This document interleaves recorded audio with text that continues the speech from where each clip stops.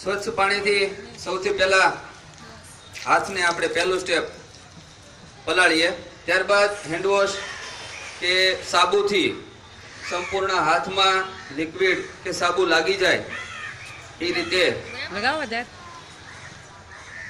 સંપૂર્ણ હાથમાં લિક્વિડ લગાવી દઈએ. બીજું સ્ટેપ. ત્રીજું સ્ટેપ, આંગળીથી હથેળી વડે, આંગળીને હથેળી વડે આમ નખ સાફ કરવા માટે બંને હાથમાં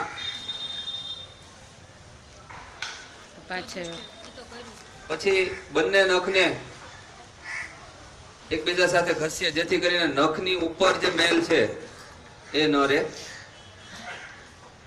ત્યારબાદ આંગળીની પાછળ, પછી આ એ તો રહી ગયું કાંડા સુધી જાય, આંગળીની પાછળ મેલને સાફ કરીએ બંને બાજુ.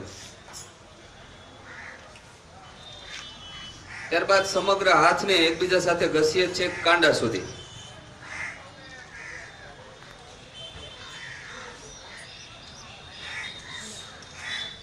ત્યારબાદ સ્વચ્છ પાણી વડે સંપૂર્ણ હાથ આપણે સાફ કરીશું.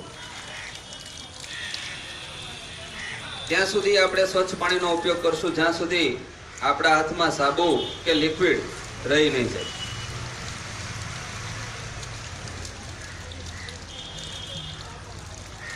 ત્યારબાદ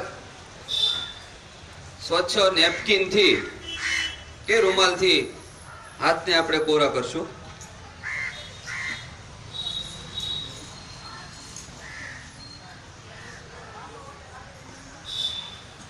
તો આમ આપણે આદર્શ રીતે હાથને સાફ કરી શકીએ.